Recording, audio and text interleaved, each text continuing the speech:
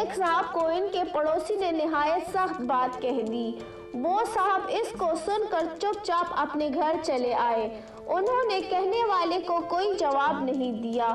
ان کے لڑکے کو جب اس کی خبر ہوئی تو وہ بہت بگڑا۔ اس نے کہا، اس شخص کی کیسے ہمت ہوئی کہ وہ میرے باپ کو اس طرح ذلیل کرے؟ میں اس کو ایسا سبق دوں گا تاکہ آئندہ وہ کبھی ایسی ہمت نہ کرے۔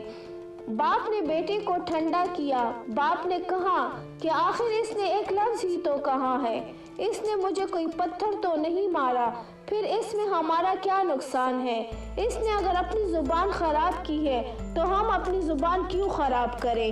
باپ نے اپنے بیٹے سے کہا کہ تم اس کو بھلا دو اور اپنے کام میں لگ جاؤ۔ بیٹا اس واقعے کو یاد کے خانے میں رکھنا چاہتا تھا۔ باپ نے اس کو بھول کے خانے میں ڈال دیا۔ جو واقعہ عام حالت میں غصہ اور انتقام کا موضوع بنتا، وہ صبر اور برداشت کا موضوع بن گیا۔ کچھ دنوں بعد خود پڑوسی کو شرمندگی ہوئی۔ اس نے آ کر اپنی گستاخی کی معافی مانگی اور آئندہ کے لیے پہلے سے زیادہ بہتر ہو گیا۔ باپ اگر اپنے بیٹے کے اندر انتقام کی نفسیات ابھارتا تو وہ برائی کا ایجنٹ بن جاتا، مگر باپ نے جب اپنے بیٹے کو بھلانے اور برداشت کرنے کے راستے پر ڈالا تو وہ ان کے لیے نیکی اور سچائی کا رہنما ہو گیا۔ قرآن کے لفظوں میں وہ متقیوں کا امام بن گیا۔ اس کا نام بچوں کی تربیت ہے۔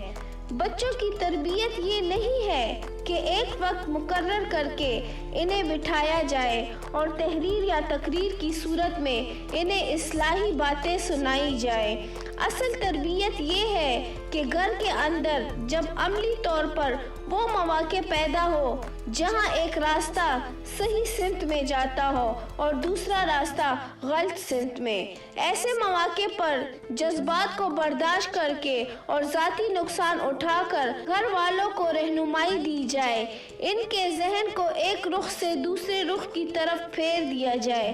تربیت پیدا شدہ حالات کے درمیان رہنمائی کے ذریعے کی جاتی ہے، نہ کہ مجرد قسم کی دعا خوانی کے ذریعے۔